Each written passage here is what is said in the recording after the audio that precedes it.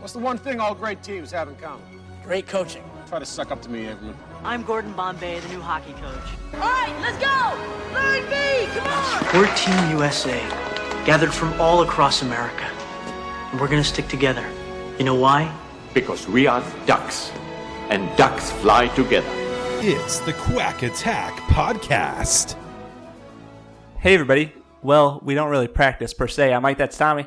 Hello, everyone. That's Kevin. Hey, y'all. Welcome to the Quack Attack Podcast. I'm not going to waste any time because we had technical difficulties and we kept our guest waiting on the line. He is Jack Redford, J.A.C. Redford. I'm going to get into that in a second, but he composed D2 and D3, composer among dozens of other things, orchestrator, nominated for Emmys. He's sort of a big deal. Jack, thanks for being here. Appreciate it. Well, happy to join you. It is. So your first name is an acronym. Your full name. Yeah, that's right. That's right. It is an acronym. Is it? Do you go by Jack or is it J.A.C.? I go by Jack professionally. I put J.A.C. in the credits, and my full name is Jonathan Alfred Clausen Redford. That's pretty cool. I wish I had. Which makes it necessary to go by something. Yeah. Is that something you went by like your whole life? Did you go by Jack? Or is that something that you just? Well, yeah. I mean, my parents gave me the name. My dad had 3 first names, but they didn't spell anything that you could use. Mine did, and so it made the acronym possible and easy to do. So I've always gone by Jack. Okay, gotcha. So unless my mom was mad at me, in which case she would call me Jonathan Alfred Clausen. Get in here. Yeah, we've been on the receiving end of some of those as well growing up. So let's sort of start at the beginning. How do you just first of all get into composing and orchestrating for movies and TVs? It seems like something that's fairly difficult to sort of break into. How does that all happen for you? Well, I don't know if my story is normative for anyone else, but for me, I started writing music when I was still a kid. I actually made up scores in my head when I was a little kid. When I was in high school, I started writing them down. I never really experienced a gap in between hearing music in my head and writing it. It all came very naturally to me. My mom was a singer. My dad was a theater professor. And we listened to a lot of music in the home. So by the time I wrote a lot of music for my high school stage band. I started out writing jazz, played in a rock and roll band, wrote songs. And by the time I was in college, I was writing for documentary and educational films. And at a certain point, I felt like I might have an aptitude for it. So I decided to move either to New York or to Los Angeles. And because I was a Westerner, Los Angeles seemed like the natural place to go. I actually was born in Los Angeles, but didn't grow up here. Okay. So I moved to Los Angeles. My wife and I gave ourselves about 10 years to see if we could make something out of it. Within the first year, I had opportunity to collaborate with some other guys on Starsky and Hutch, the original television program. And from there on, it sort of mushroomed out into a lot of TV series, television, movies, films, and then I kind of took a turn in the 90s and started orchestrating for James Horner and then finally for Tom Newman. So that's been really interesting, and I've enjoyed that. Jack, real quick, so for people who aren't as musically inclined like myself, can you tell me a little bit of the difference between orchestrating and composing? Yeah, sure. Probably everybody, all of your listeners would be familiar with piano music. They've probably seen piano music either in a church or in a music store. Piano music is the composition. I mean, if you looked at a piece of music that just had treble and bass clef and music written out for just that instrument, that's a composition, full and complete. If you wanted to take that same composition and have it played by an orchestra, you couldn't simply put that music down in front of an orchestra player, an oboist or a violinist or a tuba player. and expect them to be able to make it sound like an orchestra. Someone has to be the traffic cop for all of that. And so that's where an orchestrator comes in. A lot of times a composer will orchestrate his own music, but in film, there's not enough time in the schedule sometimes, and sometimes the composers don't have training as orchestrators, but only composing. So basically the orchestrator's task is to take the composition and to flesh it out so that a whole orchestra can play those notes. Does that make sense? Does that help? Yeah, I think that's a super clear explanation, and that I never knew that, and that's good to know. Yeah. So you might have, you could have a simple melody just written down with one line, and a composer could write it down, put some chord symbols over it as per a song, and then say, I need 7 minutes of a chase. And in Hollywood, that counts as orchestration. Okay. That's cool. But it can also go all the way to the other side of the spectrum, where a guy could be John Williams and hand you a sketch, and it has everything, absolutely everything written out on it. A lot of verbal indications, where the second clarinet plays and where it doesn't play, and everything written out. And that too is orchestration. So it can run the gamut from the most, the most simple sorts of resources being provided, and then you have to really work it into something, to virtually everything indicated, and you're copying it over into a template, So for years and years in classical music, classical symphonic music, composers did their own orchestrations. It was part of the ethos of being a classical composer. But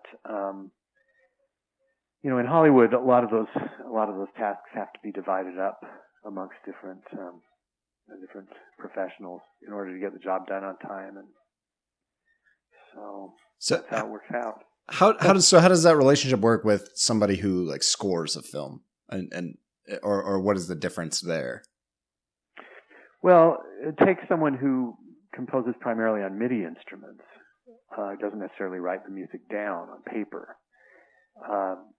Obviously, if you've got an orchestra of 100 players, each of them is going to have a piece of paper in front of them, with their music, and that music has to fit together with everyone else's part to create the sound of the orchestra that we're familiar with. It doesn't just happen by accident. And so somebody has to decide who plays where and who stops playing, at any given point. And that becomes there are a lot of aesthetic decisions that are made there, because obviously you can't have everybody playing all the time, or else it would just be mush. So there are a lot of decisions that have to be made. Now, a good MIDI composer already anticipates orchestration decisions. Somebody like Tom is just thoroughly versed with the orchestra, and working with him is just a wonderful experience. He's a great collaborator and a terrific composer, and I enjoy every minute of working with him. And we've got a great conversation that goes on during the course of a project about all the details of the work. And I had something like that with James too while he was alive, although the two guys have very different personalities, and so it took a different form working with James than it does with Tom. But both of them are very astute. Oh, so let's back up a second. We like to talk about the Mighty Ducks, obviously. How do you end up composing D2 and then D3? How do you end up with that sort of assignment? Well, I'd been doing some work for Jordan Kerner on some television movies prior to the Mighty Ducks and the Mighty Ducks, and I also knew the director of D2 from a theatrical experience that we had together working on Shakespeare. So I had connections with the people that were in charge, and it just was a natural, kind of worked out. I think they all liked my music and wanted me to work on it. So after I'd done 2 and they enjoyed that, then 3 came along afterwards, and that worked out as well. Were you familiar at all with the original Mighty Ducks before you kind of started this role? Sure. Yeah, I was familiar with it. I'd seen the picture, and I knew David Newman's music for it. So I didn't know it really like note by note, but I was aware of the style that had been used to create it, and the theme was a memorable one. And so, but in terms of like being a fan, it wasn't, guys who work in the business aren't fans necessarily. We're professionals. So it's a little bit of a different kind of relationship, than it is. Working in the business is different than being a fan of a particular project or something like that. It's just a different kind of way of relating to the material and the experience. That's interesting you mentioned that. I was going to ask, can you like watch a movie or a television show and just kind of like sit back and relax, or are you always listening to the music being like, oh, that's good, or like, oh, wow, that really sucks? Well, a little bit of both. I don't turn off my professional instincts. It actually heightens the enjoyment of a really good product, good film, a good story. But if it's done badly, it does kind of ruin it. So fortunately, there are enough good films out there to occupy your attention at any given time. Quick follow-up. Is there a movie that might be perceived in the public image as being kind of like a bad movie, not really good reviews, where the music is actually really good that just kind of like stands out to you? Well, take a film like Seventh Voyage of Sinbad back in the 60s, I think. Bernard Herrmann did a fantastic score for that film, but the film is kind of not that great. But the music is fabulous. It was there ever, kind of going back to the being a fan of the franchise or not, was there ever like a project that you were a big fan of, whatever it was, the story that you really wanted to take part in the project? Was there anything along those lines? Oh, that's a good question. I think the things that have excited me the most about the projects I've worked on have been either the individual story of that. I'm very story oriented, and if the story is good, I get excited about a project. But also relationships are things that interest me.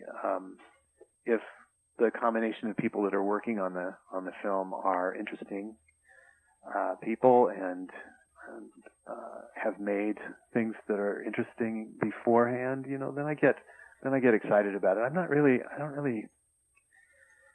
I think more in terms of that. I think more of the individual texture and contours of each project, not so much whether as part of a series. I will say that, I have worked on television series and really loved them. I worked on St. Elsewhere for many years. Well, all the years it was on the air, for example, and I really got to love that series.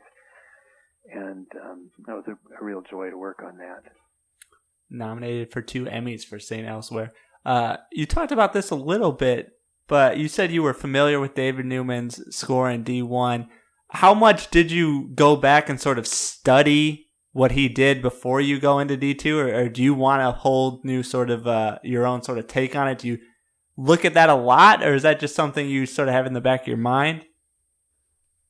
Well, no, I did some study on it. I got a hold of some of his scores because, first of all, the producer and director wanted to make use of the musical identity that D1 had created. And that makes perfect sense when you're doing sequels. Because the first one always creates a sense of musical persona that you want to carry forward into the next ones. And so yeah, that was important to me to be able to fulfill that. It was good for the picture. It was good for the relationships. In every respect, it was the right thing to do to bring that theme forward. So I wanted to find ways. And there were some, there are always some limitations on the ways that you can use those themes. Obviously, you don't want to replicate the entire score. That wouldn't be right. And besides, the story is new. So there are new points of conflict. The kids are older. They've grown up. They have there are different dynamics to their relationships. And so you want the music for each sequel to be treated as an independent project, an independent story or set of stories that has its own identity. But at the same time, it's carrying forward sort of this longer story, this longer arc of identity that was begun in the first film. So it's kind of a balance. You find the places in the films, in the sequels, you find the locations where the theme is going to make the most sense. And for D2 and D3, that usually meant when they pulled together as a team, when they pulled together and they found unity as the Ducks. And whenever that happened, it just felt natural to utilize the main theme. In some respect, we didn't always use it straight out. Sometimes we would use it, but we would use it in an altered way. But most of the time when it was used in a straightforward way, it was because the Ducks had found their unity again, so it was that kind of thing. I don't know if that makes sense to you. But yeah, for sure. Can you kind of maybe walk through your process a little bit? Like, do you like read through the script and then kind of start coming up with ideas, and then kind of as a follow up to that, like, was there at any point when you were going through this process when you maybe read the script or saw parts of the film and you thought, oh, I know exactly what to do here? Yeah, most of those impulses come after looking at the film. For me, I think most composers respond very much to visual cues and auditory cues, more so than the written page. There's always a difference, and sometimes big differences, between what you actually read on the page and the way the actors realize that in the shoot. And so it sort of doesn't pay to write music to a script unless there's specific programmed music that's required. Sometimes there is something like that. It needs to be written before the shoot because they need to use it during the shoot. There was something sort of like that on Mighty Ducks 2 that didn't end up in the final film. But anyway, the script stage is usually not the best place for a composer to begin to generate musical ideas. You just draw too much from the visual stimulation, and from what you hear, the sound of the voices. And besides, there again, I mean, in listening to the way that dialogue is created in a scene, the range of the voices makes a lot of difference in how you treat the music. You want to stay out of the way of particular ranges of dialogue because you'll interfere with them if you play music in that register. And so sometimes your music is kind of dictated by what you hear and see on the screen. You can't pick that up from a script. So you come in at the stage where you're actually looking at scenes. Usually you've seen more than the first rough cut. Usually you've seen the picture that's been edited and is well along. And then you come in and you look at the picture, you spot it with the director. Spotting it means you pick the spots where the music is supposed to go. And that's a long meeting. I mean, you might go in there for a 2-hour film and spend 8-12 hours going through the picture and just discussing every detail about where the music's going to start and stop. And it just depends a lot on the way that the director wants to handle that meeting. But it can be pretty harrowing sometimes.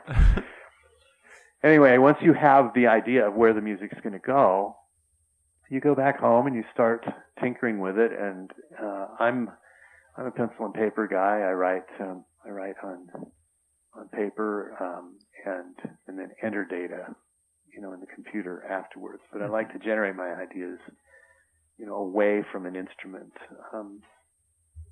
so that I'm not limited by my technique, by my performing technique. Yeah. You talked about there was oh, go ahead. I come up with themes, go back and play it mainly for Jordan. In the case of, I'm trying to remember how the meetings went. But I would play some stuff for him on the piano or maybe record something really rough.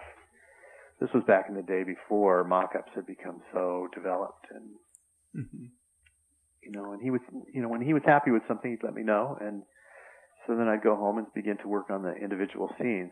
Here's one thing that maybe your listeners and you guys won't have thought of, but for many of the scenes, I like to conduct before I actually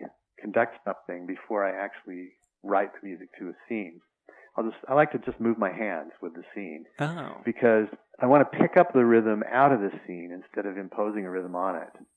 So I'll just play with the scene with my hands, just kind of trying different tempos and trying different approaches to a scene physically, just with my hands, to try and feel the rhythm that's actually in the scene. Rhythm is created by cuts and movement that you see on the screen, and by dialogue, and there are all kinds of things that create rhythm. And if you can pull a rhythm out that dances with the rhythms that are already there, you're in a far better, much better to do that than to try and superimpose a rhythm on top of a scene and try and make it all, dance to the beat that you're creating apart from what's already been created. When you're composing a film score, you're kind of writing counterpoint to things that already exist. So it's good to pay attention to those things. Was there any point when you were kind of going through that process where you had, whether in your head or maybe roughed it out or anything like that, that you really liked that didn't end up making it into the movie that you were disappointed by, or movies that you were disappointed by? Well, it was a long time ago. I don't remember. I don't remember whether there was anything that I was really disappointed. I was pretty happy with the way those scores turned out. I mean, I felt good about it and got good response from the people I was working with, and so that was a very good experience for me. And we had great bands playing the music. So I can't really think of anything that I felt bad about leaving out, but then I don't tend to hold on to those things. I tend to think more about stuff that made it in. See, so you may not remember this, but one question I have, so in D2, there's a scene where Team USA has to play Trinidad and Tobago. And so Trinidad and Tobago, I guess they kind of ham it up, and when they score, they're like playing steel drums. Did you have to work around that, or were you involved in those, like, hey, let's make sure we get this sounding right or anything, or is that more of like live instruments on set? I remember having to work around that. I believe you saw some steel drums. Right, yeah. Well, saw this, but if you saw the steel drums playing, then we definitely had to work around it. That meant either leaving space for or writing music that would go along with it, You mentioned a little while ago about there was like a pre-recorded thing that didn't make it in. Do you remember anything about what that was and that didn't make the cut there? Yeah, it was Melissa Etheridge singing the national anthem. Wow. Okay. Or no, it wasn't the national anthem. It was "Oh Beautiful for Spacious Skies." That's it. Oh. Yeah. Interesting. Yeah. What was there? We went down to reason? the pond and shot it down there, and we recorded it separately. And she lip synced to it, I believe, while at the pond. And that didn't actually end up making it into the film, as I recall. You don't remember seeing it there, do you? No, it's not in there. Yeah. Was there a reason they obviously wanted it from early on? Was there a reason they just cut it? Did it just not work? Well, it didn't. It wasn't that it didn't work musically. She did a great job. She sounded terrific. Mm-hmm. I think that a lot of things end up on the cutting room floor when the pacing of the film is not benefited by keeping something in. And I'm trying to remember. Trying to remember who did what on the. I can't remember all the details about it, but yeah, I feel that it was probably most likely that it was a pacing issue, not an issue of it not working. I mean, maybe they didn't get the shots they wanted. Maybe there was something about the shots that wasn't exactly what they wanted to see. But I don't really. That doesn't happen very often. So I imagine it was something that when they got the whole film cut together, it just felt like it held up the movement forward of the plot rather than aiding it. You mentioned earlier how great the bands were that played. What goes into the process of kind of choosing the bands or hiring for who does that work? Can you just talk a little bit about that? Well, there are standard, the makeup of an orchestra is a fairly standard group of musicians. And so you start with that, and we recorded D2 in Los Angeles, and we recorded D3 in London. And so for the two films, we had, both American and English musicians, and both of the bands were outstanding. It was really a great experience to work with both of them, and they were orchestral players for the most part, although we did have some rock and roll players. On D2, I remember hiring Lee Sklar on that, playing bass, who had played with James Taylor and Jackson Browne and a lot of guys like that, and he was great. He did some amazing stuff on that soundtrack. But one of the things that he did best on was a thing that ended up being replaced by a song. So that's how it goes. This is something I'm curious about, just from like a creative standpoint. Like, it's tough to know when something is like done. Like, when do you sort of like realize that, oh, this is done, this is ready to go, and this is gonna work with the film? Well, I think you don't know until they actually put the film out. I mean, literally, you don't know until the film comes out.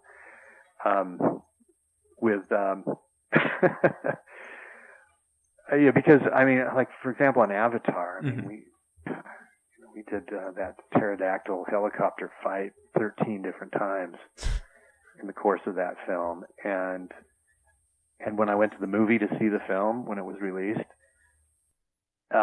what we had done still wasn't in there in the way that we'd done it. It had been chopped up and moved around in different places. So I mean, they have carte blanche, to move the stuff around afterwards. I was fortunate on these two Mighty Ducks movies that there wasn't a lot of that happened.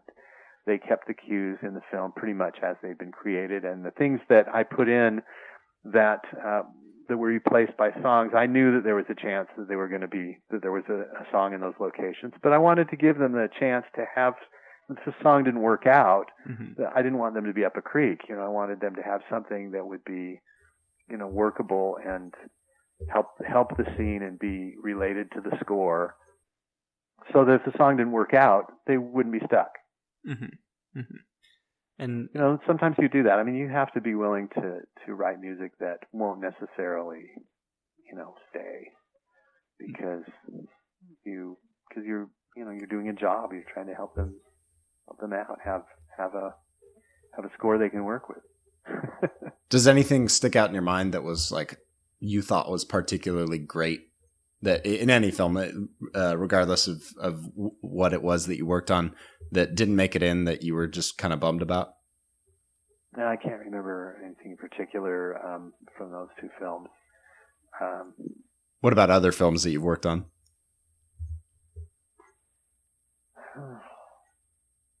Honestly, I just really don't keep those things in my head. I mean, I'm kind of practical about that. Yeah. The film is what it is when you're done with it, and sometimes I'll keep those tracks, and when I put together a soundtrack for me to have, it'll have all the music on it, even the alternate takes and the alternate tracks, if I think there was something there that was, interesting. But I don't really have a lot of regrets about stuff like that. Jack, I know we're getting close to time here. Other than, of course, the Mighty Ducks movies, is there a particular film or TV show that you're most proud of working on, or a particular piece of music that you think we should really listen to that you've done? Well, the scores that I did for St. Elsewhere, I'm really proud of. I thought that series had a really strong musical identity, and I felt really good about that. And The Trip to Bountiful is one of my scores that I'm really proud of. I think the two Mighty Ducks movies stand out for me as really good experiences and strong scores. I have 6 albums out of classical music, of my own classical music, and so if you want to get to know my music, that's a good way to do it. To listen to some of that. That's the stuff that I have to write, not in counterpoint with other ideas. So, I feel pretty good about my TV movies. I think I had a lot of opportunity to do interesting scores. In some respects, I had a lot. There was a lot of freedom in those TV scores, things that where I could try things. And so I've got a good collection of television movies that I worked on. I did some stuff for Avnet Kerner. Mama Flora's Family was a big one that I did for them, and that turned out really well.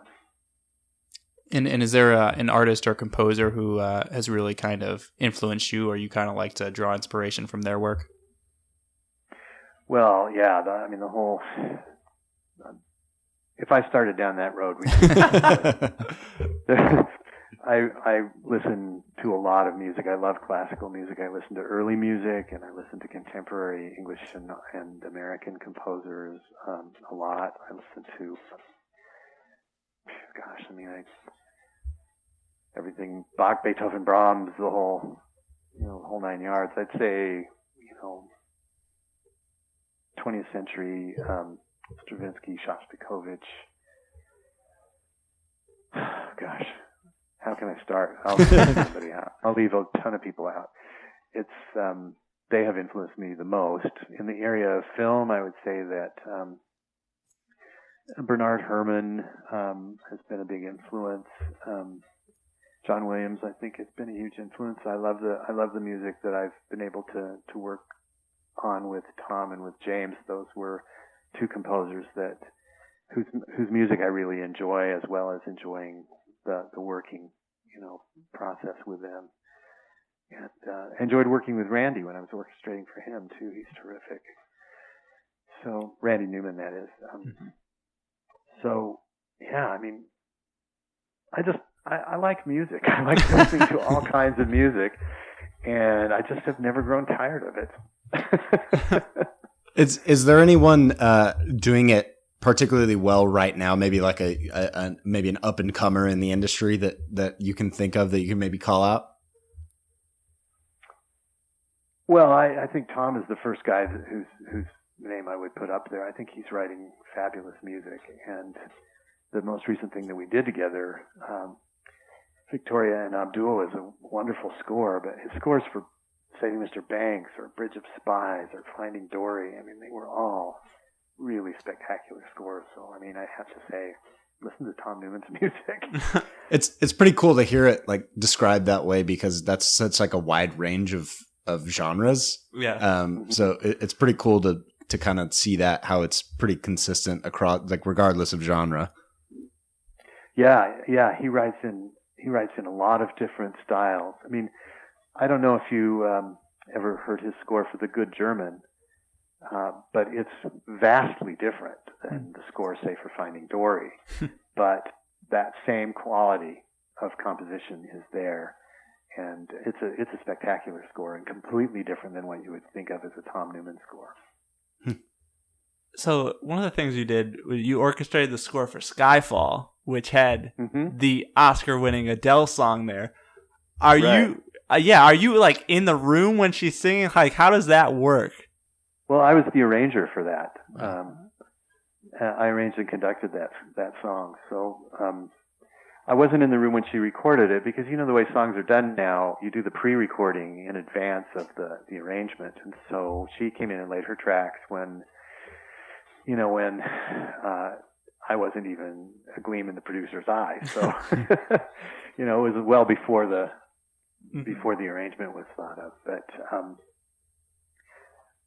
once I got on board, the night that we recorded the arrangement, Adele came and worked with her collaborator, Paul Epworth. He was producing the session, and it was a really great working relationship. Paul was really clear about what he wanted, and I was able to provide it for him, and we really tweaked that arrangement so that it was just the way that they wanted it to be. And Adele really loved hearing the whole orchestra playing her song.